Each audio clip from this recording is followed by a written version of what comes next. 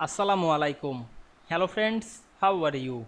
Welcome back to my another video. In this video, I am going to show you how to change the SmartArt style in Excel. Let's get started. At first, you have to open your Excel workbook. Then go to the Insert menu. Select the SmartArt option. Now I am choose any SmartArt. Now I am select the first SmartArt. Black basic block list. Click OK. Now we can see here the SmartArt. You want to change the style, select the SmartArt, go to the SmartArt design menu. Now I am select the style drop down menu and choose any style. You can select any style. Now I am select insets effect. You can change the color. Now I am change the color. You can write anything. Now I am click inside the box and write anything.